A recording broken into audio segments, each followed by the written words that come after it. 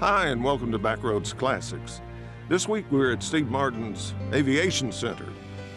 He repairs all kinds of aircrafts. Been doing it for a lot of years, but his favorite are warbirds. In fact, I'd say it's his specialty, probably. That's my opinion. Let's look at this P-51 he got a hold of several years ago. They skim the surface like jet-powered bumblebees, and turboprop power the sound of the season.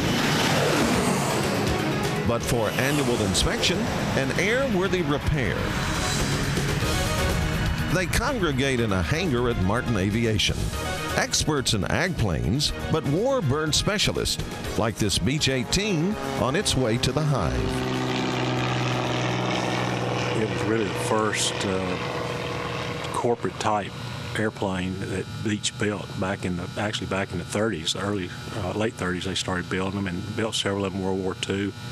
The military used them for trainers and navigation trainers, bombardier trainers, and they were built in some form or another all the way up to the about mid-1960s, I believe.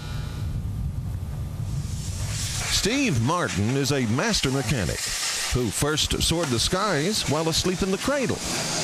When I was in my early 20s, we started fooling around with some of the warbirds. But now, like an Einstein fully awake, his encyclopedic mind matches his hands. Well, we have a picture of a B-25 Mitchell that was bought by some guys in Holland in 1990, 91.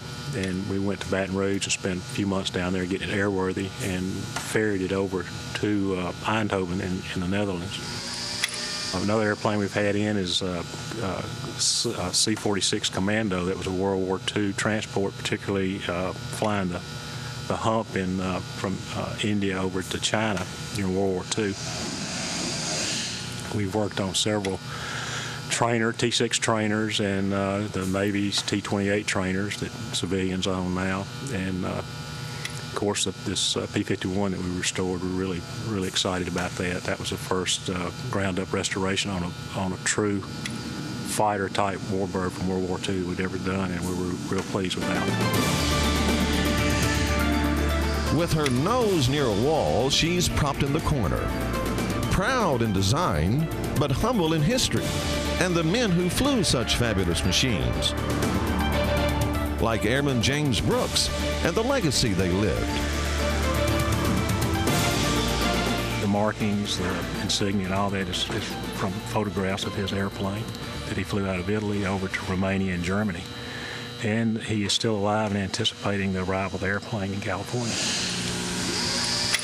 We're fixing to do a full pressure hydraulic landing gear test of the landing gear, retraction test on it, to make sure all the pressures are normal and the system's working like it's supposed to.